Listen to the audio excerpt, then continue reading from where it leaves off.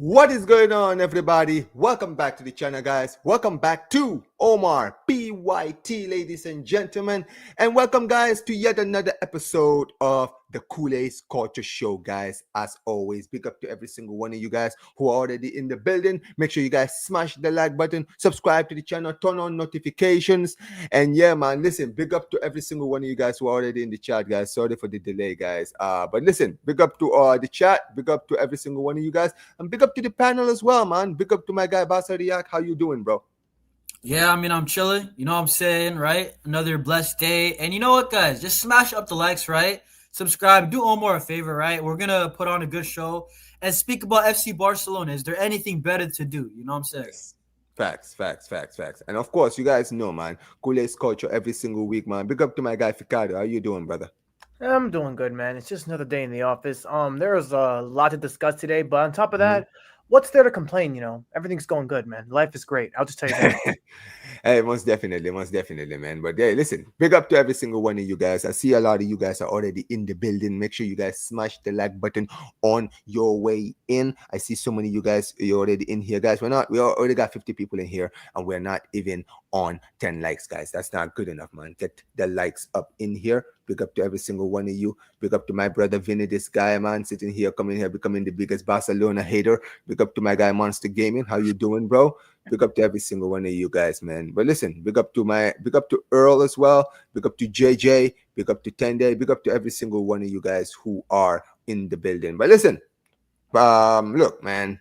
Obviously, we are now in international break time, right? The season has finally gotten a break. First 3 games of the season. Barcelona, we haven't lost yet, right? 2 wins and a draw, right? Last performance wasn't really exactly, our best. It was terrible performance. But before I even go to the other games, right, I really want to just quickly do a quick reaction from you guys, right? Now, 1-1 draw against Rayo Vallecano. I'm not gonna lie, poor performance, very poor performance, right? We were completely pegged back. Jean Garcia had to turn into Lev Yashin that day, bro. The fact that we left there with a point is a miracle. The fact that we actually left that stadium, right, happy that we got a draw, tells the whole story, doesn't it? Absolutely incredible, man. Terrible performance. But look, man, I want to start with you first of all, Jonas, man. What did you think about that performance against Rayo Vallecano? I mean, I'm not going to lie. I feel like this is the truth. Rayo Vallecano are just a better team than Levante and Mallorca. And I feel like our performances all year long haven't been good enough, man. And I'm not trying to be negative. I'm not trying to be Mr. Negative. But listen, I can speak about the positives, like Yamal Garcia. There's a reason why, even before the rumors were even a thing, I wanted Yamal Garcia because this guy is immense. And you know what Yamal Garcia is? Omar, I'll put it this way. Imagine we go away from Anfield, right? And we're getting bopped off the park. We're getting cooked by Anfield. But you know what? We got the second leg at the Camp Nou, and we only lose that game maybe 2-1 because Yamal Garcia just saved the day. That's the only shining light of the game. That Barcelona, on a day that, let's be honest, we didn't deserve any point. Rayo, if football was fair, we lose 3 or 4-1. Let's be honest, right? So I put it like this. It's an extra point that we should have got. The team, oh my word, Rayo Vallecano, they ran riot. Brother, they were the better defensive team. They were the better attacking team. Nobody showed up. And listen, as much as everybody's cooking the defense, Hansi Flick even said it too, and I knew he was going to say it. The midfield and offense was actually, for me, a bigger problem. Way too many turnovers. And then the attack, brother. Our attack, I know we scored 3 goals in the first match day and the second match day, but our attack has not been that good. If we're being honest, bro, Lamine Yamal, Rafinha, Dani Olmo was so off of it, right? Ferran Torres, I don't know. I don't know if they didn't get enough sleep. I don't know what it was, but brother, that game against Rayo Vallecano was a point more than we even deserved. That's how I'll put it. Absolutely. Jean Garcia had to basically turn Super Saiyan that day, man. And this is the thing. It's very rare as a Barca fan for me to leave a game and think, yo, the goalkeeper is the reason why we won the game. Like, when was the last time we actually had a goalkeeping performance like that against our club? You know what it was, bro? I'm not going to lie. When Yamal Garcia kept on making save after save, and some of these are one-on-one, You know what it is? You just have to commend it, bro. Remember that first one in the first half where it's an open goal, basically. Brother, that's a strong left hand. And Yan Garcia, bro, Omar, did you see after the saves? He was talking his talk, bro. He was like, I don't know if he was talking to the back line or the attackers, but I'm like, bro, we got ourselves a dog. Like, he's an actual proper goalkeeper. You know, that's an A+ signing right there. But outside of Yan Garcia, I said Christensen was solid and Balde was okay, and Balde's injured now. But, dude, I just have to say it. Barcelona cannot keep on continuing like this against Newcastle, against PSG, against Chelsea, even the teams in La Liga. You cannot keep on offensively. I feel like our players are a bit selfish. And when I said it, they called me negative. But guess what? When Hansi Flick says it, they all listen up. So listen, I was right. The players, they've been selfish, bro. I'm going to be honest. And the midfield, I don't know. Our pressing's been off. Even Pedri said something about it. We're not playing with the same intensity, the same type of Barcelona like free-flowing football as we did last season. But you know what? I don't want to overreact. 3 games. Let's see once we come back from the international break. Ricardo, man, listen, what did you think about the performance? I mean, you were absolutely losing it in the group chat, man. Like, brother, let me know what you think about the performance. You know what? I don't need to like overreact or like raise my voice, but Rayo away, it's never an easy game, okay? There is no excuse to like not win that game. And I'm gonna be honest. The way we played that game, we should have lost the game. I don't even care if we got a point, but we were looking to get a point because of Juan Garcia. But in my opinion, we should have lost because Rayo Vallecano, I felt like they had more possession than what we did. Because sure, stats are going to say that Barcelona had more possession, but Rayo Vallecano, the way they were dominating, the way they had us out in the park, in the mid, their offense was on fire. Their midfield our midfield was just lost. I mean, I thought Pedri did not have a good game, but he never has a bad game. But like I said, Rayo Vallecano, they dominated us. I mean, they had more XG than we did. You know how crazy that is? And we were lucky to score off of that penalty, which I don't know if it was a penalty or not, but who cares? We were terrible. I mean, defensively, we look shocking. I mean, Balde had a good game and he's injured, and now I'm seeing the whole fan base saying, "Why is this guy always injured?" Like, bro, what is a human body supposed to do if they get injured? You can't blame somebody that's injured. Like, come on. Christensen had a great game. I'm not sure if he should keep starting, but I thought Andreas Christensen was brilliant. I mean, I wanted Christensen to start against Rayo Vallecano, and that's what Hansi Flick did. But I didn't expect him to start Eric Garcia and Christensen. I did not expect both Araujo and Cubarsí to start because both of them in the first 2 games didn't look good. So I did not expect Christensen to start and Eric Garcia. But like I said, we were terrible. Dani Olmo. Yeah, he played horrible. My goodness gracious. Honestly, I'm still questioning myself to this day. What was the point of signing Dani Olmo? I mean, we had Fermin Lopez, and I don't even know if he was going to be a starter or not, but Pablo Torre, he wasn't going to start. But still, what was the point of signing Dani Olmo? That chance he missed costed us the game. I mean, he was also losing the ball a couple of times. And now we go into our attack. They're having too many egos. I mean, Lamine Yamal has a big ego now, and this is the issue. Lamine Yamal did not have a good game. It doesn't matter if he scored a penalty. The guy is trying to take on so many players when you need to pass the ball or when you need to shoot. Like, I don't know what is going on with Lamine. He needs to get it together. Rafinha did not have his best game, obviously. Varane, I don't know, man. But the only player that actually deserved something was Juan Garcia, Andreas Christensen. Frankie did not have his best games, but he was still brilliant regardless. And who else was brilliant other than that? I mean, I think those are only our 3 standout players. And Pedri, even though it was his best game. But as for everybody else, unacceptable. I mean, Eric Garcia starting at what's the stadium called? What is it called? Vallecas, yes. Eric Garcia starting. I mean, he had too many misplaced passes. He kept losing position too many times. So, honestly, I'm not even sure why Eric Garcia is a starter. But, like, the subs. Marcus Rashford coming on. Why are you shooting from there? Bro, you had Lamine Yamal. Why would you shoot? Look, I know Rashford hasn't contributed a lot, but that chance he had, why didn't you just pass it to Lamine? I don't know, man. But with Balde being injured, we're in trouble, man. But other than that, disappointing result. But the only reason we tied because of Juan Garcia. If it was Inaki Pena, we would have lost. If it was Ter Stegen, we all know what would happen. But Juan Garcia is the only one that can keep his head up high. Andreas Christensen as well, Frankie De Jong and Pedri. But everybody else, they need to get a reality check. Reality check is needed right now. That's it. I ain't gonna lie, bro, dude. The way that our midfield, dude, you know what's the problem? We kept losing the ball. We kept flipping the ball we were losing the ball too many times. And that's the thing. It's like when you keep on losing the ball, you can't even get to the attack. And then when the attackers, let's be honest, I feel like our attackers are out of form or they're just making the wrong decisions. Like Lamine Yamal, we already said, right? Making the wrong decision. Rafinha, I don't know. Apparently, the hands he flick quotes, apparently it wasn't Lamine Yamal. Apparently, it was directed at Rafinha. That's what a lot of Barca fans were telling me. Rafinha. Yeah, I was surprised too. I was very surprised. I thought it was Lamine Yamal he's talking about, but he's talking about Rafinha apparently. That's what a lot of people are saying. And then the Dani Olmo, brother, I can't lie.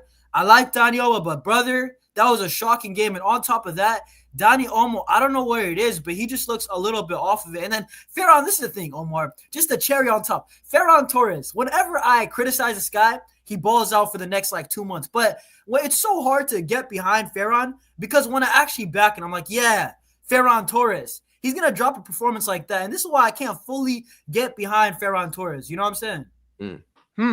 I mean, Really? that's the thing with. I mean, this is the thing with me when it comes to Ferran, because I've seen him have these kind of performances so frequently. I've gotten to a point now where I'm just like, yeah, he has a good game today. The next game, he's back to being poor. I don't. It doesn't shock me anymore, right? This is the thing. Like I can't count on Ferran Torres to be our main guy. You No, feel he me, can't. right? No, He's a bench player at the least. You feel me, right? And he has look, to be a bench player. Yeah. yeah, but it's not good enough. You feel me, right? But look, I'm gonna be very honest, man. Listen, when I listen to what Flick said, right? I like what he came out and he said, because this is a thing I feel like is a big problem at the club right now, right? He's right. There's a lot of egos in this team, and this is the thing, right? This is the unfortunate problem when you win with a lot of kids. When you win with a young squad and they win so many trophies, especially in one season, sometimes they think that they're untouchable. If you look at last season, I feel like that was what Real Madrid's biggest weakness was. They arrived into the season last season from winning a double. They won the league and they won the Champions League and just signed Kylian Mbappe. So, and they were and against a Barca team that were nowhere near the title race. They were struggling the whole time, right? They had just sacked their manager. They have a brand new manager. They're barely even signing players. Like, come on. Like they were looking at this, they were like, yeah, this is free eats this season. And that was what caused their downfall.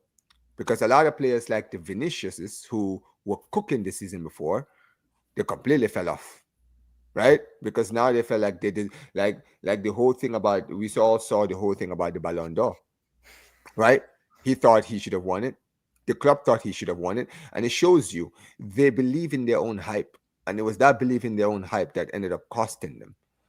And the thing is, when you're young and you win, it starts to get into your head. And this is what my biggest fear of this squad was. Even when I look at Yamal, even if you say, oh, well, that quote wasn't meant for Yamal, it doesn't matter if it was meant for Lamine. At the end of the day, I feel like with Lamine, he is growing an ego.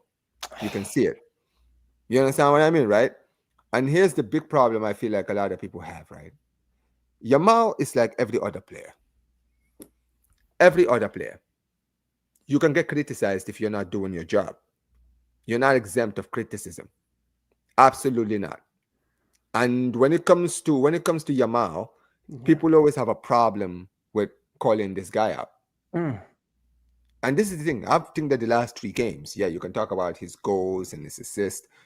I'm more interested about his performance. The in-game performance. The amount of times he's losing the ball in key areas.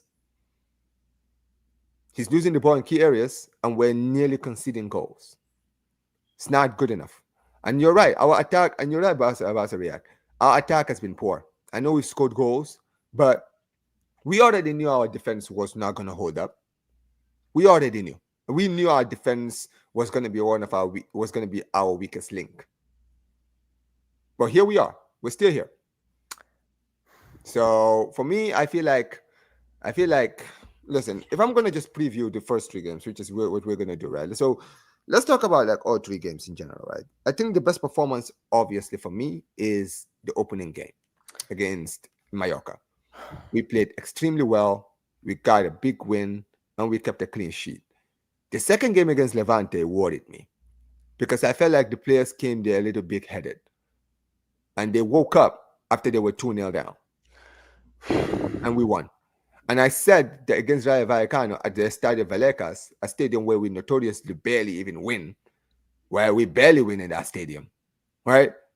Don't go to that stadium expecting them to just sit back. They are playing their first home game.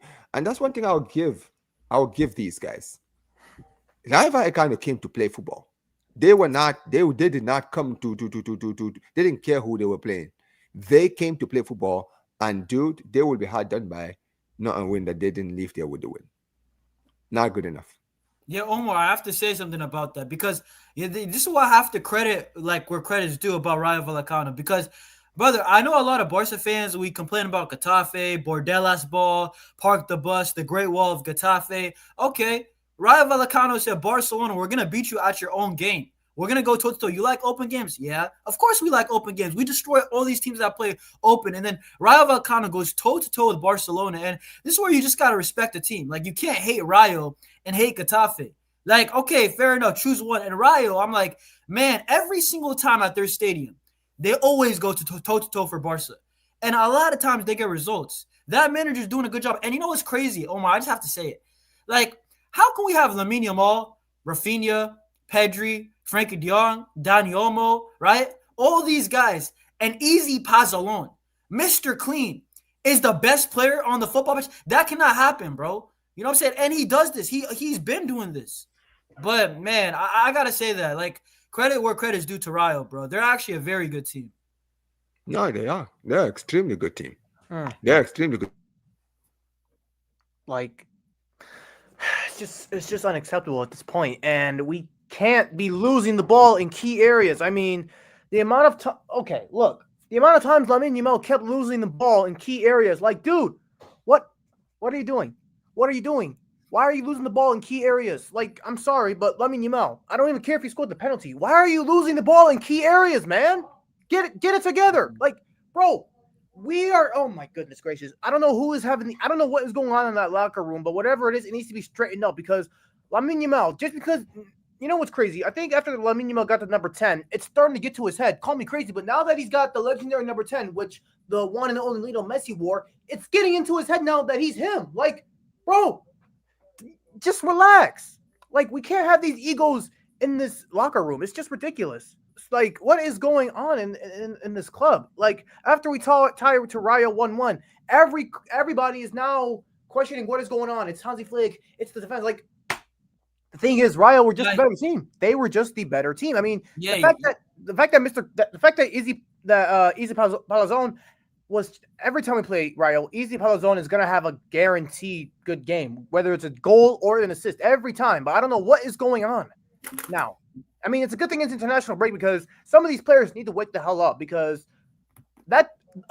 we have to go to St. James Park, and if they don't get their shit together, Newcastle are gonna put like 4 or 5. Brother, I said this. I'm gonna say this right now. If we play like this against Newcastle, our players are gonna be get bodied and they're gonna be eating grass. Like, you can't just hold the ball forever and run into traffic. Now you're going against guys who are 6'7", 6'5". Newcastle, they got a rugby team out there. You're gonna hold the ball forever. You're gonna get put on the floor. You're gonna eat grass. You know what I'm saying? And I'll say this with the egos, right? I don't mind Lamine Yamal having an ego. I really don't care. But just make the right decision, bro. Like, you don't think Cristiano, right? All these guys, Ronaldinho, you don't think they had egos. Like, every superstar, I feel like, to a certain extent, has an ego, but don't let it affect your game. You know what I'm saying? I feel like it's too much times, man. I just don't like what I'm seeing, right? And I have to say this, right? All these football fans that go by stats, brother, it's on you guys because all these people that are saying Lamine Yamal, 9 league goals, not good enough for the Ballon d'Or, brother, it's on y'all because now Lamine Yamal is trying to score some goals, right? And look what we're seeing. He's trying to force it. I'd rather see Lamine Yamal from last year with 9 league goals, but you know what? He was the best player in the world by a country mile. Ousmane Dembele, all these guys, Mbappe. Brother, last year, Lamine Yamal was way better than all of these guys. And you know what's the thing? You know what made him special? When he broke out with Xavi, he just passed the ball at the right time, every flipping single time. And it's way easier to say that than to actually do it. You know what I'm saying? So I just don't like what I'm really seeing from him. As for Rafinha, I mean, I'm not really too worried about Rafinha. I feel like Rafinha, he's just a bit off right now. But you know what? He's gonna his touch has been a bit off. I don't know what it is, but Rafinha is gonna be back. Rafinha is gonna be back. But yeah, the selfishness that needs to cut out a bit, bro. Oh, it has to cut out right now because we cannot come back from international break with these kind of issues. And Hansi Flick said egos kills a team, and it literally does. So whoever is having these big egos, it needs to stop. Lamine Yamal having this big ego. I mean, sure, you can have a big ego, but trying to be that guy, like, bro, you need to relax. And Yeah, I have to say something, bro. I think you know what? Like, I know a lot of people are to talk about like we're talking about the attackers right now, but like I feel like the press has been a bit off. Like last season, we pressed better as a team, and I think Pedri had a quote about it. But our press needs to be a lot better. I don't know what it is, but it's just look a bit off, and it doesn't matter. I've been saying it, bro. I've been saying it doesn't matter who's our back line, who's our center backs. We're always gonna get exploited. Like if we don't press well, and pressing is a collective thing, you're always gonna, brother. Christensen had a good game and he was still left out to dry. So I don't know what it is, but Barcelona, we gotta press better, right? We cannot have turnovers like that. Eric Garcia, for all the high line good stuff he did, you know what canceled it out? All the turnovers he had. And Eric has to fix that up. He's way better, in my opinion, as right back than center back. Also, I'm not gonna lie. He is. Where's Omar? Nah, probably Wi-Fi, bro. But hey, big up to the chat, guys. Smash up the flipping likes, bro. I'm seeing Chelsea fans like JJ talking crazy. I'm seeing and Newcastle owns Barcelona's back line, brother. We haven't even played yet. I don't know about all that. Like you know where it is.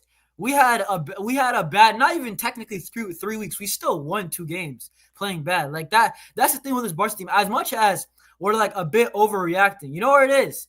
It's like our bad form.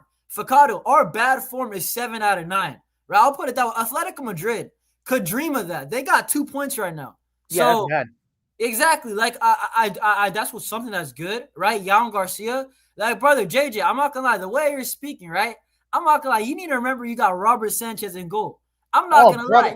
They got, oh my God. Don't even yeah, they got Robert Sanchez in goal. But like I said that Andreas Christensen needs to start against Rayo Vallecano. Not only did he start, he had a fantastic game. Now the thing is, if we keep Andreas Christensen fit, we could be set. I don't know. But Eric Garcia cannot be a center back. Araujo and Kubarsi, they need to get their shit together. One of them. Araujo especially, because I ain't gonna lie, yeah. If Araujo doesn't get his shit together, we're cooked. Bro, you know what we cannot have at all? And I'm saying this, listen, we can flip and not have Araujo have a bad game against PSG. Brother, the PTSD. Oh my word. I know the fan base, if he has a bad game against PSG, brother, he's gonna get cooked. He's absolutely gonna, he's finished. He's finished. Yeah. He's finished. He's already finished. If he puts that performance up against PSG like he did well, not last season, but last year, 2024, we're cooked, man. But he needs to have some brain cells. I cannot have Araujo do the same shit he did last year. Like, if he does that shit again, brother, we are cooked. Juan Garcia cannot bail us out. It doesn't even matter. I can't have Araujo do that again. You know? Like, I'm sorry, but we are. Oh man, his power went out. That's cool. That's cool. Nah, but Facado, what you saying about what do you think's been our best game? Like he said, the Mallorca game. I actually disagree, guys. I think the Mallorca game, I really feel like, brother, it's 11v9. That's the reason why, it was easy. But I think actually our best game, and a lot of people might disagree, but that second half against Levante was the best football I feel like we've seen, the best pressing. The second half against Levante, we won that half 3-0, right? Let's be honest. And I think the Mallorca game, if Barcelona, I just put it this way, if Barcelona were on it, brother, that would have been a humiliation ritual. Bro, that would have been 8-9-0 or something. That would have been at least 6-0 if Barcelona were on it against Mallorca opening day. We should have murdered them from the beginning, in my opinion. I don't know why we just relaxed. Like, this is no time to relax. Look, I'm glad international break is here because the players can have time to get it together. But I need Lamine Yamal to get it together. Otherwise, call me crazy, but if Lamine Yamal does not want to get his shit together, call me crazy, but I want him to sit on the bench and learn his damn lesson for Rudy Bargi. I know Rudy Bargi just got registered and shit, but if Lamine Yamal cannot get it together because he wants to have this big ego, put his ass on the bench, bro. I don't give a shit. I have better standards of this. Put him on the bench. Have Rudy Bargi. You know what? So I feel like it's the newer age Barca fans that are like, if you criticize Lamine Yamal, they're like, "What are you doing?" But like, I'll put it this way: I watched flipping. Nah, forget who I watched. Look at this flipping club. Look at the history. We've had Neymar, Ronaldinho, Lionel Messi. We've had so many balls. Lamine Yamal, as much as I love Lamine, he's my favorite player. He's not the first. He's not the first. He's the new toy right now. He is the guy. It's Lamine Yamal era. But we've had Ronaldinho. We've had a young R9. We've had Lionel Messi. So it's like, I don't know why people, if you criticize Lamine Yamal, they're like, they think that you're not a Barca fan or you're doing the right. No. What are you talking about? Like, he's our player at the end of the day. Yeah. So I put it like that, dude. If I've seen, I'll put it like this, Ficado and Omar, right? What's up? I've seen the fans absolutely crucify, destroy Luis Suarez, Ivan Rakitic towards when they were getting a bit washed. And PK. Bro, I've seen guys legitimately Barca legends. And Jordi Alba, don't forget. Bro, I miss Jordi Alba. I miss his on a dime crosses. So when these new Barca fans, right, I'm going to be honest, I think they're young fans. There's no way old heads are thinking that you can't criticize Lamine Yamal. Like, yes, I can. He plays for my football club. Is this Lamine Yamal FC or is it FC Barcelona? Because thank you. That's how I put it, man. Thank you. Let's be honest. Lionel Messi, everybody couldn't imagine Barcelona without Lionel Messi. Well, guess what? We're here. We're like 5 years deep.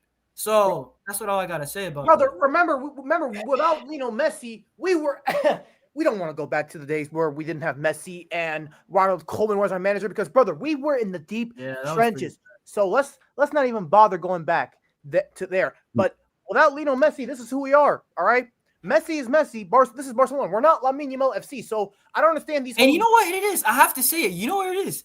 Even like the older heads of the last era, right? Like Lionel Messi, especially not Lionel Messi, but like Suarez, Jordi Alba, Ivan Rakitic, right? Busquets, even like when they're kind of deteriorating, getting worse, and it was hard to criticize them, it's like they have a lot of credit in the bag. These guys are 3-time, 4-time, at least 2-time UCL winners, right? Yeah. So it's like they've done a lot, and even they got criticized. But then Lamine Yamal, I understand he's the new kid, star boy, he's young, all this, but it's like you're not exempt from criticism. And honestly, I don't want to be that guy. But what have you really done for my club then? Because, like, I've seen Suarez score in a UCL final. And I just have to throw it out there because some Barca fans think I'm hating. But, like, no, I'm criticizing a player who plays for my club. And I feel like he could play 100 times better than what he's doing right now. It's that simple. Exactly. And I rate him. Exactly. I rate him. Bro, I call him the best player in the world, man. So, listen, it is what it is, man. It is what it is indeed, man, because I don't understand this fan base if we criticize players. Like, if we can't criticize players, then what are we supposed to do? We're supposed to defend them? Like, True. Not every player is going to be defended, you know? There is a reason we have to call out certain players. Bro, I'll put it this way, man. If you're a kid, and listen, we're just trying to point out the bad habits. If you're let's say you're a parent, and your kids, I don't even know, your kid's like doing crack or something. Okay, what are you smacking? What are you disciplining? What do you do something about it? What do you call them out? But no, I'm putting it this way. The Barcelona fans, I'm not going to lie. Lamine Yamal is doing a lot of habits I don't like. You got to call it out early. You can't just wait until man's an addict. You know what I'm saying? And then bro dies. Like, bro, that cannot happen. He can't run like that. Yeah. You know what I'm saying? Exactly. And it's just like, I don't understand. Like, you know, it's crazy. There's a lot of players that are going to get called out. So I don't understand why everybody's getting so defensive. And not only that, there's one player that we called out numerous times. And yeah, there's this one player that we had to call out numerous times because he was crap, and it was Ter Stegen. But forget about him. There were a lot of players that played good and did a lot for the club, but we had to call them out when criticism is due. Like, I don't understand why the fans cannot handle criticism. Like, what are we supposed to do? Not call them out? What is it? No, because I'm gonna be so honest with you guys. It's legit this simple. Like, bro, I'll say it this way.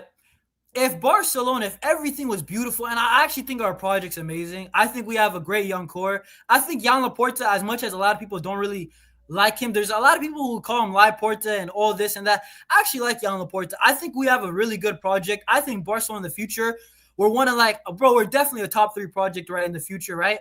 But I have to say this, right? There's a reason why Barca's been without a UCL. If I cannot sell you guys lies and dreams all the time, then I'm going to ask you guys, how come we haven't won the UCL in over a decade? Because all these like comforting lies, brother, I'd rather hear uncomfortable truths. And somebody has to say, I know there's bigger channels and all that. Brother, they'll glaze Barcelona till the cows come home. But I will say, all right, if Barcelona were that good, how come we haven't won a back-to-back UCL? Like I could say all these things. It's better to just keep it real, right? You're not going to ever really be like, you're not going to be exposed if you keep it real. And long term, I just think it's better for the club and the fans. Exactly. Yo, I ain't gonna lie though. Omar's Wi-Fi, guys. Omar's Wi-Fi is moving like Lamine Yamal this season. I can't even lie, bro. You know what I'm saying? It's just running into traffic and all that, bro. What's happening, bro? I don't know. Like Papa Perez, his infiltrated. I don't even know Hansi Flick is focusing on winning the Champions League, but winning. I'm sorry, but we can't win the Champions League even if we sign a world-class goalkeeper. That's not how it works because we need more than just a goalkeeper. We need we need the team to unite together. Like the whole team needs to unite together if we want to win the Champions League. I'm sorry, we can't win it doesn't. People think that we have Juan Garcia. That's what we're missing for the trouble, brother. Inigo Martinez left on a free. We did not replace him. I repeat, we did not replace Inigo Martinez. We don't have a left center back. And bear in mind, what's his name left for Fiorentina? Oh, Emin Cospo left for pennies. That's true, actually. Like, how did the club not see Emin Cospo and they let him go for pennies to Fiorentina? Like, this is stupid. This is stupid. They let him go for pennies, and we don't have a left center back. And if I'm going to be honest, Hansi Flick is going to be too stubborn to even call up a left center back in the academy. I don't want to point him out, but Hansi Flick is going to be too stubborn to find a left center back in the academy because Kubarsi is more as a right center back than a left center back. Araujo, brother, this guy has too many bozos in him. Eric Garcia, don't want to see him play center back. Christensen, injury prone, but when he's fit, he's incredible. So who will be our left center back? I'm sorry. Gerard, I'm sorry. As much as I don't even hate Gerard Martin. I have nothing against him, but I do not want to see Gerard Martin play as a center back. I don't even care if he's left-footed. If I see Gerard Martin as a left center back, brother, we're cooked. We're cooked. That's the reality. Gerard Martin cannot be a left center back. If he starts at left center back, brother, forget about it. Just forget about it. We arguably let Inigo go for free because he chose to leave, which I understand, but I have to say this, man. I feel like Inigo, as much as we missed him, brother, I feel like, you know what, the end of last season, it showed me enough that I feel like we're overreacting to the Inigo thing. Maybe I'm overreacting to Barcelona's performances, but Inigo, you know what, last season towards the end, Celta Vigo, Real Madrid, Inter Milan, 2 times, right? Brother, I don't know if Inigo Martinez could have done it, maybe as a bench player, but as a starter, I don't think I could have seen it again, man. I understand he's a left-footed center back, but defensively, we're getting exploited a lot at the back end of last season, and man, you know what my concern was? That Flick basically said he's gonna tweak the system defensively, but I mean the back line looks like it's worse. That's the truth. But the back line looks like, honestly, guys, I mean, to me it looks like it's a bit worse, bro. Like, it is.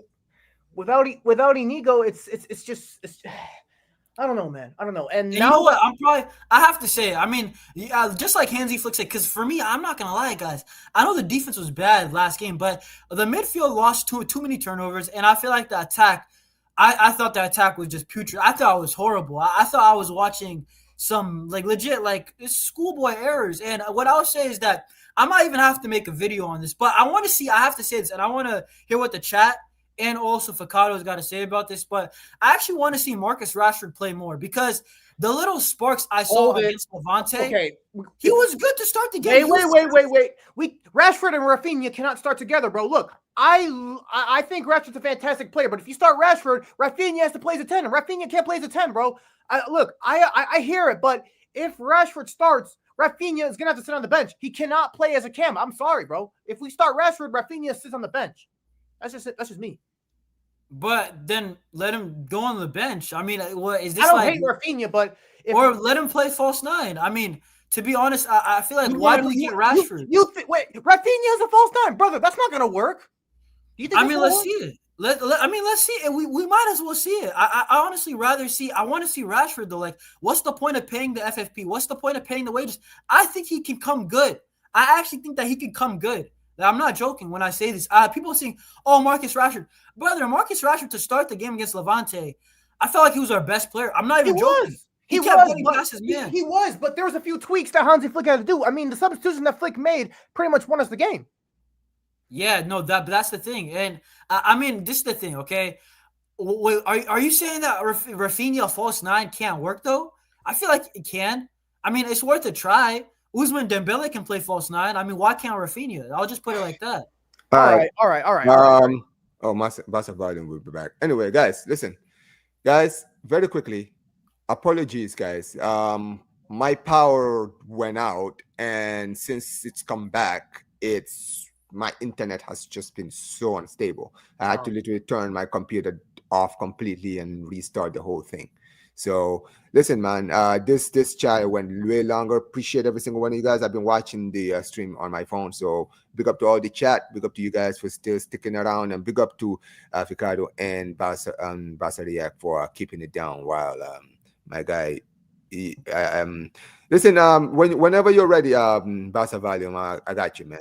Yo, big up to you, bro. Listen, what's going on, guys? What's going on? My internet is having a stinker and hook today, bro. Likewise, and it's not bro. even that. And usually the weather is usually terrible, but for some reason the weather is nice today, and it's for some raining. reason I'm getting shafted, man. Annoying, bro.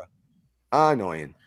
Anyway, bro, big up to obviously you just came in, but we were just kind of just previewing the last 3 games, right? Yeah, I was listening to you guys. I have a question for the panel. I mean, look, I've been entertaining this idea. Looking back, right now we're on vacation, basically right now for the next 2 weeks. What do you guys think of this theory that I'm developing in my brain? I think ever since that Inter Milan game, teams kind of seem to figure out how to play Barça, because I noticed in that game, Rafinha was literally neutralized. Everything that was coming for us was coming towards Lamine Yamal's side. Now, that day, Lamine Yamal was unbelievable. He was unstoppable. You could put 4 men on him. Lamine Yamal was still going to figure out the way out of that. But when teams, all the attack, right, seems to be on that side of the field, and Rafinha was neutralized against Rayo Vallecano, and he just wasn't on his game. But was it that he wasn't on his game, or are teams figuring out how to stop him? Because even the game against Levante, he seemed to be very neutralized. He seemed to be very, very mid, for example. So and I feel like when the attack, when that side is getting neutralized like that, and this is why I wanted Nico Williams to come to Barça, because I feel like when that side, when Rafinha gets neutralized, we have to depend on Lamine. So when we're playing with Lamine Yamal on that right side, we're basically it's a hope and a prayer. It's Lamine or nothing, because Olmo, it was basically not. You can't even count on Olmo for anything in that game. You can't count on Rafinha, and now the attack, it's very, very left-handed, so to speak. Even though, ideally, right, people will say, well, if you stop Lamine, you stop the whole attack. But it seems to me that teams are stopping the left side so that we have to play through the right side. And they're clogging up that side, and we're not finding a way out of it. Do you guys see that, or do you guys disagree with that? No. And see, this is here's the thing, right? And this is the biggest fear I feel like we Barca fans have been kind of avoiding. Let's be honest here, right? Barcelona, this was like the fear of playing the same style over and over and over. Eventually, when you keep playing the same way and it's been working and working and working, teams are going to find ways. They're always going to take their time. The coaches are going to do their homework. They're going to see when the players make the run, where they make the runs, what these players like to do, what the players like to do. You feel me, right? And this was the problem of overplaying the same style and not having a backup plan just in case the thing doesn't work, right? Rafinha last season was cooking. Yamal was cooking last season.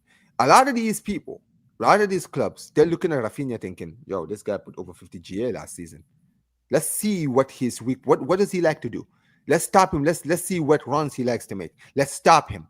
You understand what I mean, right? They were always there to close it down. And now this is the fear of it.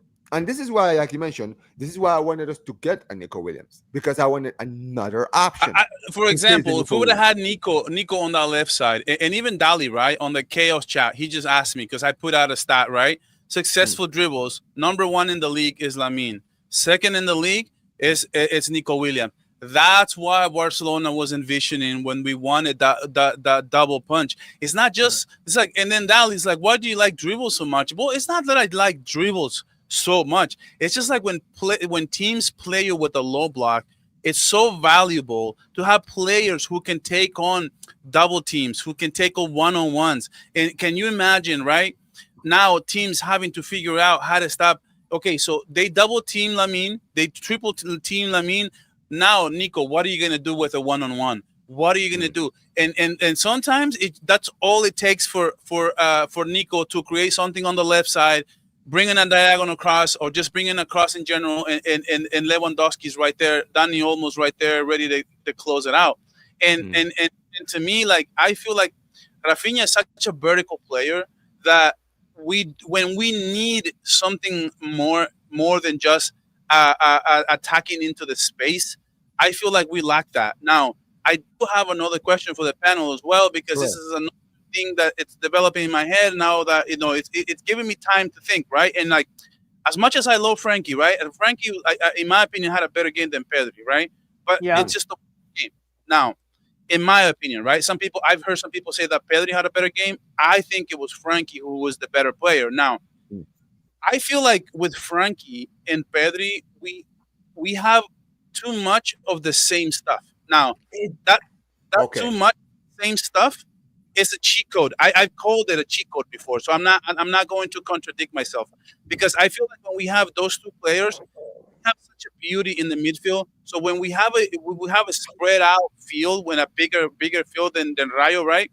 That really counts. That's really valuable, because we can really take over the field. But when it's compact and there's a low block, it kind of becomes a little bit irrelevant. Now, what I do want to ask is this. I feel like even though that 1-2 punch with Frankie and Pedri is so good on offense, I feel like on defense, I saw Pedri, right? I did my tactical video on Tuesday. I saw Pedri coming back and covering for Frankie in many times. Frankie was staying up too much. Frankie was a little unfocused in a few areas. And then was Pedri who had to compensate for Frankie in many times. And it was too late. And by the time we got the ball back, or by the time we lose it, it was too hard for Pedri to press. And I saw a couple of clips of Pedri on X that people were saying, well, Pedri's not pressing. And well, yeah, Pedri's not pressing because he's fucking gassed, okay? So he's moving around the box. Yeah, he's moving and around. I have to say this. Basuri, I'll let you answer, but let me say this quickly, Basuri. But let me finish my question. So I'm going to finish. I'll just wrap it up right here. So I'll just say this. Okay, do we have too much of the same when it comes to having that ball control? Or should we have just have a little bit more of that recipe that we had in 2012 when we had the Busquets, who was the clear defensive player, when we had Xavi, who was the clear ball controller, and we had Iniesta, who was the clear creator? So do we need that recipe to go back is kind of what I'm looking like. No, so I hear that point, right? So what we had two players, right? So we had Busquets, who we knew was the primary role of the number 6 was his role. That was him, right? There was some players that were there, but he was primarily the guy. And he did a different job from whoever his partner was. You understand what I mean, right? He wasn't doing the same thing as Rakitic. He wasn't doing the same thing as Xavi. He wasn't doing the same thing as Iniesta. They all had different roles in the team, right? And you're right. I think that when you look at De Jong and Pedri, even though, yes, De Jong can play in different positions. He can play in deep line playmaking. He can do all of that. I think they're very similar in the way they play. Very similar, right? They have a lot of similarities in the way they play. This is why it's important, and this is why it was important, especially last season, before his injury. This is why I guess Flick was trying to make Casado and Bernal a thing. Because I think what he wanted to do was, his plan was, before his injury was, right, he wanted De Jong and Pedri to kind of like fight for like that role in the 8. You understand what I mean, right? Yes. Where like you guys are the only 8s of the team. The number 6s are going to be Casado and Bernal. You understand what I mean, right? Because they play the role that you just mentioned in Barca volume, right? They are the ones that sit behind the defense, right? They're the ones that do the dirty work, right? They get the ball and then they give it to Pedri, they give it to all the other players so that they can do the job. The issue is, in the game against Rayo, I think that Flick looked at it and said, you know what it is, right? He didn't expect Rayo to come out the way they did. I don't think he did. I think even after last season, he did not expect them to come out the way they did. They came out on all guns blazing. If he had known that this is how they were going to come in, I could have seen him even changing the squad. I could have seen him potentially even bringing back Casado in this game to start. You understand what I mean, right? To kind of just sit behind the midfield and say, all right, man, you sit here, right? But the way that, but I feel like Rayo kind of played so well, it kind of caught like by surprise. You understand what I mean, right? And listen, I think he should have still changed it, right? But listen, here's also another thing, right? I still think there's a lot of time in the season about Savanian, right? Because Bernal is going to be introduced into the season. He will be, right? And depending on how good he is when he comes back from injury, if he comes back and he picks up where he left off from preseason last season, I can see Flick this season saying, you know what? This season I'm playing De Jong and Pedri. You guys are sharing the 8. I'm playing these two, Casado and Bernal, every single game.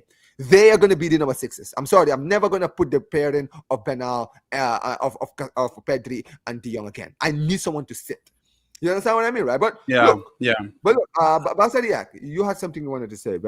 No. I actually agree with Barca volume because the Pedri and Frankie De Jong double pivot. My problem has always been, and I feel like a lot of Barca fans before Hansi Flick came in, we always asked, what we were linked with guys like Zubamendi for a reason. We were linked with so many natural pivots, and there was a reason for that because a lot of Barca fans, and myself included, I don't know if Pedri. I know Pedri and Frankie De Jong are both ballers, but is it going to work? Is it safe? Offensively, it's amazing, but defensively, guys. Last season was a surprise that it was working. Remember when we said double pivot is not going to work with Pedri and Frankie? The reason why, the reason why is because Flick found a way where instead of having a natural CDM, the whole team is going to press 100%, and that's how we're going to get by. But when the pressing is not that good, now you're going to see the deficiencies of the Pedri and De Jong combination, and that's where I was like, I'm thinking like, I just don't know. I don't think Barca has an actual answer. But you could try out Casado. You could try out Marc Bernal. I think, you know what? Gavi's got a shout. The way he's been playing preseason, very unfortunate. Now, guys, I sorry to interrupt. I have another question because I'm starting to get all my ideas right for this team. What's the problem? Mine is moving like a. I know. Do you guys think? Okay, because I'm trying to figure out what's really the problem. Because I try to usually when the public goes one way. You know, I learned this from the NFL. Like the NFL in betting, right? When the public goes one way, the pros go the other way because people tend to overreact to. They're so results oriented, right? And I remember and somebody in the comments, in the comments actually told me something that I totally forgot about because they even said, you know what, like when Pep Guardiola, right, in 2011. Barcelona started the same way. We drew the last game. It was 3 games, and the last game we played before the international break was actually 7 points. We drew that game, and I believe that game was up against Villarreal. I can't remember exactly how it was, but we played horrible, right? And then people were saying, you know what, Pep Guardiola, his system is not going to work. He's taking over Frank Rijkaard, and then what happened, right? You give it time, and sometimes people tend to overreact. So I guess my question is like, how much do you guys think? Are we giving too much credit to the highline wounds? In terms of saying like we're all just blaming the highline itself, but are we not putting enough attention to how many balls we lost in this game? Because that's another issue. That was incredible. That's true. That's 100%. People say highline. Okay, it's just a highline, and it's just it can be not that it is, but it can be a lazy analysis because the more things that you can just point out, right? Those long balls, that was crazy how they were getting every single long ball. They were just attacking us, but not just that. But a lot of those long balls, they were coming off Pedri losing 1 possession. Eric Garcia lost 5 possessions. Conde lost 8 possessions. But dude, we lost this ball. I think we lost. Somebody said somebody put up a stat, and we lost against Rayo like 25 to 30 balls. I can't remember exactly what the amount was, but it's been the worst that it has been in like 10 years, bro. That we lost so many. You know what's funny about the volume, right? in the game against Rayo, there's a reason why I never, if you watch my match reaction, I never even mentioned the high line. Because I don't think the high line was an issue. I mean, don't get it twisted. I think that Rayo Vallecano a few times, they did break to the high line, got into one-on-one positions, yes, but not enough. You understand what I mean? Not enough for me to be like, oh, this high line is such an issue. I think people obviously, you know, they always like to look at the high line. People are worried about the high line. They've been worried about the high line since last season. You understand what I mean, right? So when the team doesn't win, they're like, oh, the high line, high line, high line. Yeah. Look, for me, when I was criticizing the team, I was criticizing the fact that we were losing the ball easily, right? Thanks. We were losing the ball. These guys were getting to the ball. You're right. The long passing from Rayo Vallecano, I couldn't believe, bro, how many times they were just easily just going through the team. You understand what I mean, right? Not good enough. And those were the things I was calling out. I don't think the high line was much of an issue. And listen, here's the funny thing, Barca Volume, right? I will say this about Flick. A lot of people don't like the fact that Flick has been doing experiments recently with the squad, with the defense, and all of this. You know what? I actually like the fact that he's doing it. You want to know why? Because it's very evident that Flick knows, okay, I didn't use Christensen enough last season, right? We just brought in Rashford, you know, Gavi, Bernal is back. All these guys are back. So many players this season are back who I didn't get used enough last season, right? Okay, let me see what can Christensen do in this high line. Because I haven't tested him enough last season, right?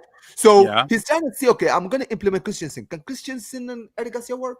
No. Can Christensen Araujo work? Can Araujo Kobashi work? He's trying to see a combination that can work for this season. And this is the thing. I will give him that.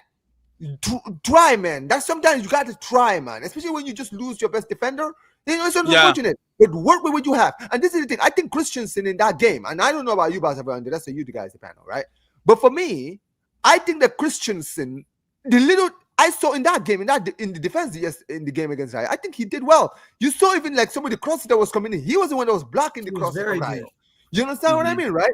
And this is what I've always been saying about Christensen. Christensen's game is one of those things where you don't see it. But when you're someone that watches the game, you're just like, yo, Christensen just had a great performance. He just had a great performance. He was doing his job. I can't leave that game saying, yo, Christensen did this and did that. Nothing. Yeah, Omar, I want to say something about the high line. Barca Volume is right in a way because, brother, the high line was actually not the biggest issue against Rayo. It was number one, turnovers, easy turnovers. Eric Garcia, come on, brother. You're known for passing, so why you keep losing the ball, right? And then Jules Koundé, obviously, you guys said, I think turnovers were a big thing and pressing. Like, the collective team, our pressing this season has not been that good. Do you guys remember the Young Gamper, Como? It was amazing on that day, but so far in La Liga, the pressing hasn't been that good. I'm not going to lie to you guys. One other thing, though, I heard this guy, right? He does football analysis as well. I like to listen to him. He's very insightful. And one thing he said the simplest thing, right? Nothing crazy. And it's true. Because he's like, you know what? People will say, right? Oh, highline this. Oh, Barcelona that. Barcelona was terrible here. Barcelona was terrible there. But they never say, you know one thing they never say? Rayo Vallecano played a great game. And sometimes it's just that simple. It's like on that day, they had a better game plan. They executed it to perfection. Whatever they thought in their heads that it was going to work, it's probably working miles ahead of what they thought it was going to work. And they just capitalized on that. But this is the thing, Barca Volume. You know this. I know this. Everyone knows this. We watch Barcelona every season. Vallecas is one of the toughest stadiums Barcelona go to for seasons. Last season was the first time we won in the league. Yeah, these players get paid. These players get paid too, man. I'm telling you, like they had a great game. No, I'm telling you, bro. That stadium, right? I hate going to that stadium. Okay, bro. Last season was the first time we won in the league in that stadium since 2018. Now, what I will say is one thing I never would have thought, right? That I think this is why predictions are silly, right? Because you make predictions based on what you think that it's just going to carry over from last season. I never I never thought I would have seen the light of day where I would sit here and literally say that I think Real Madrid is pressing better than Barcelona. Like through 3 games, the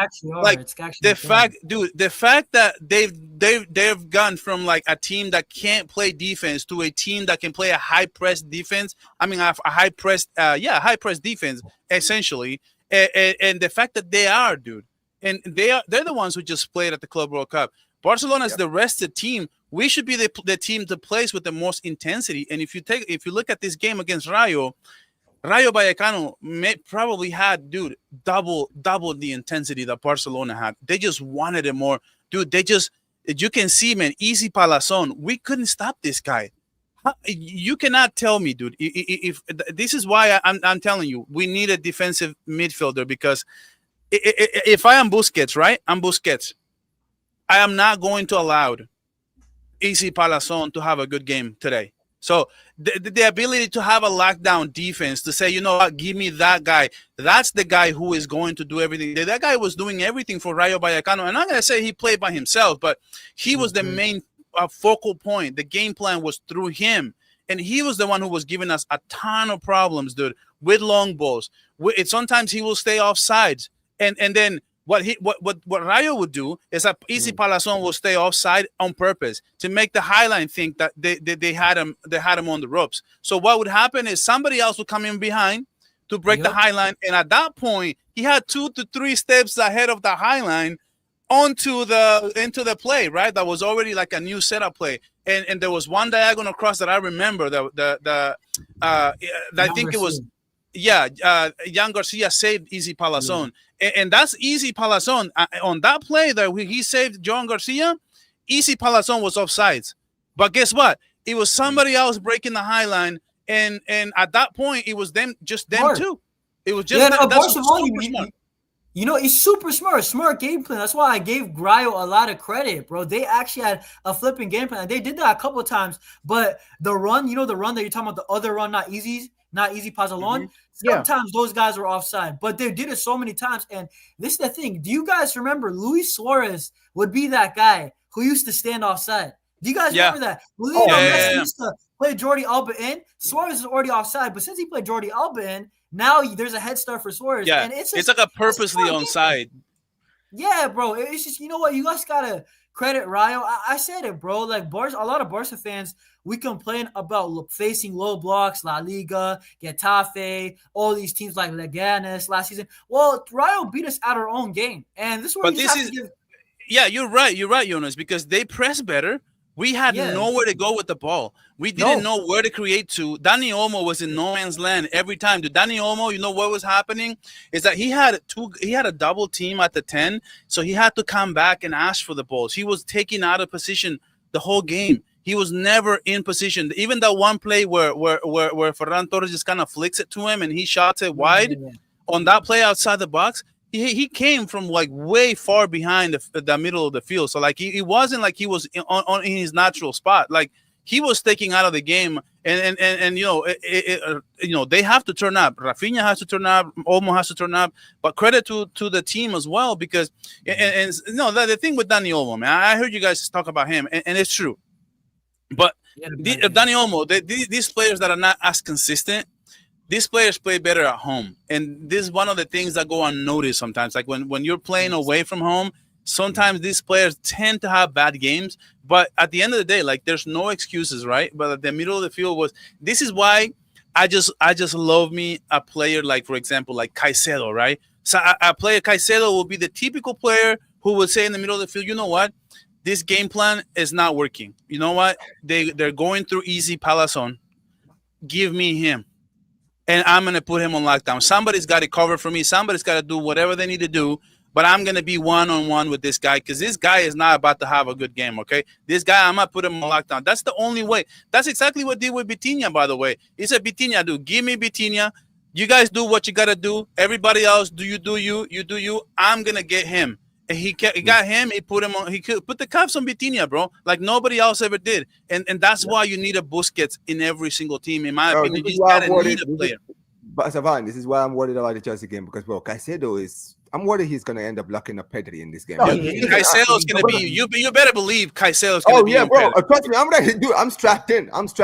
If you could nullify that PSG midfield, what do you think he's gonna do to our midfield, bro? It's gonna be a long game. He doesn't need any help. But listen, guys, I do want to quickly move on because you know what it is, right? I want to talk about something else, right? Let's talk about the Camp Nou. All right? Let's talk about the Camp Nou. Look, man, look. It's beautiful, by the way. It's things. beautiful. It looks beautiful. It's beautiful, man. It's looking beautiful, man. Like I've missed the stadium, man. I've missed home. Like, bro, Omar, tell me, brother, do you remember? I remember so many good games at the Camp Nou, man. I remember. Do you remember the Messi Suarez penalty? Remember when Messi plays it off to Suarez? he flicked it off. Yeah, that was a party game. Neymar did a rainbow. Like, there's so many flipping good moments in the Camp Nou, man. That team was so good, though. That team was so good. They were just literally toying with everyone. Exactly. Literally it's like, bro, I remember the commentator said, is this a? He said, is this a football pitch or is this a circus? Because Barcelona is having a party. Guys, can you guys imagine us covering that team right now, like on YouTube? Fun. Oh my goodness, how much fun would we have, bro? How much fun would it be, bro? No, but here's the thing, bro. Can I just say this? Obviously, when I first heard the news that we were going back to the Camp Nou, I was skeptical. I'm not gonna lie, I was, because I was like, bro, come on, Barcelona. We heard this the start of the season. Yeah. We thought we were all celebrating when we thought we were back in the Camp Nou, and then they gave us delays after delays after delays, and then all of a sudden now we were told, oh, we'll be back at the start of the season, first home game. Then they said the stadium might not be ready until end of September. Then they said the stadium would not be ready until, I don't know, maybe around October. So it was like, yo, we didn't know when we were going to return. So I was like, listen, man, for me, until I see us return to the Camp Nou, I am not saying a single word. You understand what I mean, right? But look, I've seen the stadium. Obviously, it's not 100% ready yet, but it's almost ready, right? So 27,000 capacity, they said it's ready right now, right? Which is, we've read the approval. We've been approved by La Liga. And now, today, apparently, we've finally been approved by UEFA. So we will be playing at home this season, right? And look, I'm going to be very honest, man. This is the great news because that first home game, because this is our first home game of the season at the Camp Nou. In front of the home stadium, bro. A stadium we haven't been in 2 years now. You understand what I mean, right? Mm-hmm. You know the fans are going to be on their feet. I need a performance in the game against Valencia. Last season, remember how we battered them, bro? Run it back. I need that kind of performance. 7-1. And this is the thing, bro. After the 3 games we just had, I think that the best way to give fans like us something to be like something to finally be optimistic about, it's this game. If you can go down there and batter these guys, then we can be, oh, well, listen, it was the first 2 away games. Now we are back at home, and now you guys see how good we are. You know what it is? Maybe, Omar, I was a bit too harsh. I just didn't like the performance of the other games. But you guys are right. That was away. And you know what? 7 points is Rayo Vallecano away. It's off the schedule. Now we're 3 away games in a row. Facts. Exactly. Now we're back home, and it's like the Camp Nou, bro. You know what it is? Even the Olympic Stadium is not the Camp Nou. The Camp Nou, do you know our records at the Camp Nou? There would be seasons that Barcelona went undefeated at the Camp Nou. This is the stadium that we're talking about. Like, I remember even in Europe, all our bad games were away. Even if we played elite teams, we would always drop our masterclass at home. So, this is the thing with the Camp Nou. It's got something. I don't know the Montjuic. It never really had that, especially in the big European nights. Yeah. But I can't wait. I cannot wait. UCL quarters, UCL semis at the Camp Nou. You know how big of a boost that is compared to the Montjuic. That's actually a huge boost, man. And the VIP seats will generate 100 million euros, which will get us hopefully back into the 1-to-1 rule, and we can smartly invest in the squad because we've been hearing the Camp Nou be ready, this and that, yada yada. Brother, just let me know when the Spotify Camp Nou is done because we need. Hello. Oh, what do we have here? Barcelona will play at their next match at the Spotify Camp Nou, brother. Yeah, looks like it's good. Exactly, because we need this stadium to be ready. I mean, it's crazy how La Liga said and the Barca City Council that the stadium is not ready yet. You know, the pitch or whatever, it looks bad. But we went to Vallecas, right? That's how you pronounce it. Vallecas. Yeah. Vallecas, excuse me. I need to pronounce her name right. Vallecas. Their pit, bro. The whole stadium. It looked like a high school stadium to me, bro. The pitch was terrible. The stands, the seats were awful. I saw pictures of the bathroom, bro. It looks terrible, man. Like, and look at this beauty right here. Look at this beauty. Look at this beauty. You can't tell me this does not look ready. It looks ready to me, but the construction workers are taking their sweet, precious time. But look at this beauty. Look at it. Look at that beauty, man. Brother, I just can't wait for the first UEFA Champions League goal at home. Like, you know how many great UCL goals? PSG, man. PSG. Oh, my God. Remember that one game? that Ousmane Dembele just ran past the whole Tottenham team and just. You mean when we tied the Spurs 1-1? Bro, no. He's talking about the last game. No, that was a 1-1. But I'm talking about, listen, bro. I'm just saying I've seen so many flipping good goals at home in the Champions League, and it's just a big boost, bro. I can't wait for it. You know what I'm saying? That and we already. Oh, sorry. Right, volume. Okay, volume. Have your say, man. Yeah, go ahead. Yeah. What I was gonna say is I've been saying this for a little while now. Like people don't realize like we overreact. This is what I'm saying. Like we overreact all the time. We always bring up things and say, you know what? No, we haven't looked good. We haven't looked that. Dude, we have 3 away games, and I've been saying this for a long time now. Like we have a tough schedule, and when I looked at it, I said, you know what? Rayo Vallecano is not going to be easy, right? So for perspective, right? Real Madrid, right? They haven't looked that good. They've taken care of business. They've taken care of business, but they haven't looked their best. But let me tell you something. Real Madrid, last time I checked, they played 2 games at home. Barcelona has not played at home yet. Real Madrid had 2 games at the Bernabeu, but including the Mallorca game. So, I mean, you guys can celebrate, right, Madridistas? You guys can have your day. You can have your victory lap or whatever. August FC, right? But dude, Barcelona haven't even played the Camp Nou yet. We're gonna be back home, and people underestimate the power of the fans at home in your own home stadium ground, dude. The Montjuic Stadium, after years, bro. 3 games, 3 away games. Do you know the fans are waiting for that first home game to welcome the champions? You feel me, right? Yeah. Right. And the thing about playing at home, especially the Montjuic, right?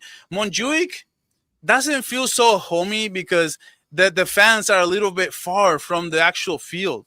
There's got like a track going on somewhere like around the stadium, and it just doesn't feel right. And Barcelona coming back to the Camp Nou, literally their home ground, bro. Like this is going to add, dude, even with 27,000 fans, it's still gonna be nice to just be back at home, just have that comfort, right? Just being close to the stadium. That's always gonna add something. I've always said this, like people underestimate the power of just playing at home and just being back, dude. And Barcelona, now we're gonna have a stretch of home games. I don't know if it's gonna be back to back, but we get PSG back at home. Dude, I don't know what we did with UEFA, but just not playing. You know, if we can play at the Camp Nou against PSG, it's gonna be nuts, man. I hope so. No, yes. I'm telling you, man. So I'm looking at it. Our next for just La Liga, right? We have a couple. I think it's the next 3. No, the next 4 La Liga games. 3 of them are at home. So we got 3 home games out of 4 in La Liga alone. So listen. There you go. Now we're about to go on a run, and if Real Madrid drops points, watch the narrative switch. And listen, I also Barca volume. Let me remind you. Did you see them at this fixture after the international? Yeah, they got to play Real Sociedad. They play Real Sociedad and Atletico Madrid away. This is what I have to say, Omar.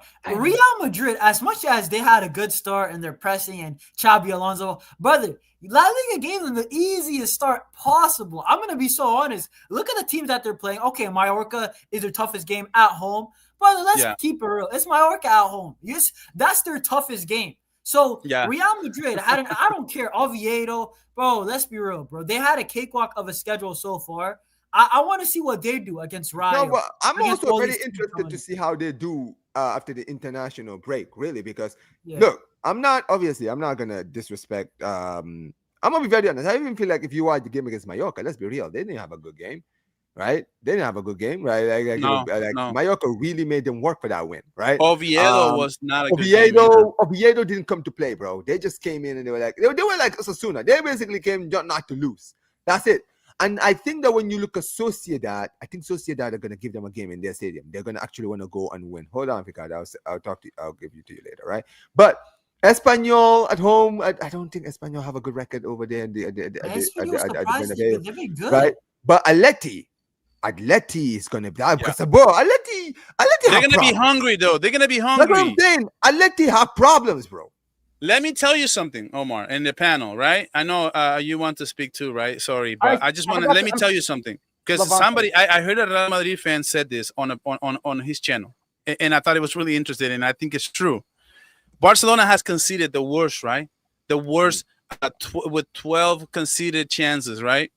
but he was looking at it from his perspective, and it kind of makes sense. He's like, I'm even more upset of how Barcelona has been out of the last 3 games, giving away this many chances.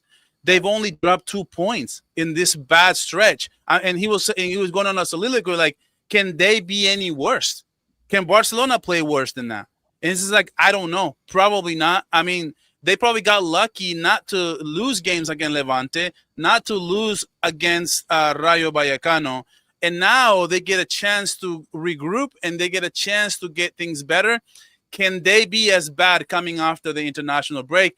Most likely, he was saying, most likely they probably won't be this bad. So he's like, it makes me more upset that they have been this bad and they've only dropped 2 points. So now it flips the script, right? Now, if we're thinking in terms of Barca, and I think he's totally right. Can Barcelona now go on a run and fix some issues? And this is probably basically the low end of how bad we're going to be this season, and we only dropped 2 points. That could be a silver lining for Barcelona to say, hey, we were bad, but hey, we can correct these issues, and now we can go back to our normal selves. And now, guys, look, we only dropped 2 points at the end of the day. Mm-hmm. Yeah, no, and that fixture was, which one was it? It was Rayo Vallecano, so that's off the schedule. Right. And let's be honest, I always say it, Barcelona, like, we didn't actually deserve to win that game. Yamal Garcia, and this is all I have to say, Barcelona, that is because Yamal Garcia is immense. Like, we have a goalkeeper that when he was called upon, even the Mallorca game was solid. In the Levante, I don't think people realize, we're only talking about the Rayo game. I want to win La Liga by 1 point, guys. Yeah. They're going to be crying their asses off. They're going to be crying. Yeah, you know he's going to irritate that. Well, Fikadi, you've been wanting to say something. Say it. I mean, brother, Sociedad away, I'm going to expect a penalty to be awarded to Real Madrid. But last season. Did you wait? Did you guys forget they have to go play Levante away? Did you forget that? Did you forget? I mean, I know we struggle against Levante, bro. I can't say the same for Real Madrid. They don't. Brother, Jose Luis Morales, every time he sees Real Madrid, he would score on them too. It's not just us. He would also score on Real Madrid too. So don't count out Levante. But Atletico Madrid, I never trust Atletico Madrid. I'll be honest. These guys would either bend down for them or they would get a point. But their fixtures are not easy. I mean, they have to play Marseille at home, by the way. Marseille at home. So, yeah, what I want to say, though, is that Yamal Garcia, bro, like, even in the game against Levante away, in the comeback, when we were down 2-0, after that, in the second half, Yamal Garcia actually made a lot of good stops, like in the second half. Because if Yamal Garcia doesn't make those stops and it's like 3-1 Levante, now the comeback, it's wraps. It's not happening. But Yamal Garcia, it's not just that Rayo game. He was immense in that Levante game. That's where all these big chances came from. And listen, we'll see. I really hope that we fixed our defensive issues. Once again, I put on pressing. I put on 100%. Pressing. But I'm gonna say this, guys, because unfortunately, we're not gonna go for too long. I'm gonna have to close out because I actually have something I gotta do right now. Okay. But listen, big up to every single one of you guys. I mean, listen, man. International break now. We get a lot of time to just digest the first 3 games, and we're just gonna do our stream. Big up to Barça Volume every single time. But yeah, man, appreciate every single one of you guys. Listen, guys, you guys see my internet and my Wi-Fi has been unstable this whole time. I've literally been clutching on straws, man. Big up to every single one of you guys. I'm sorry that we have to unfortunately end this very early. Usually we go much longer than this, but listen. Appreciate every single one of you guys, man, who have been on this stream, guys. And listen, obviously, first 3 games is over. I'm looking forward to the first home game at the Camp Nou, man. I can't wait, man. Yeah, I cannot wait, man. The stadium is looking pretty nice. It's not ready yet, but it's looking pretty nice. But I appreciate every single one of you guys who have been in the stream, guys. I was going to talk about the UEFA Champions League, but dude, my internet just keeps bugging, man. I don't want to just lose this whole thing. So I just wanted to close out, and, do the thing. But listen, what is it, Ricardo? We can talk about that next week, Wednesday, because that's when international break is about to be over.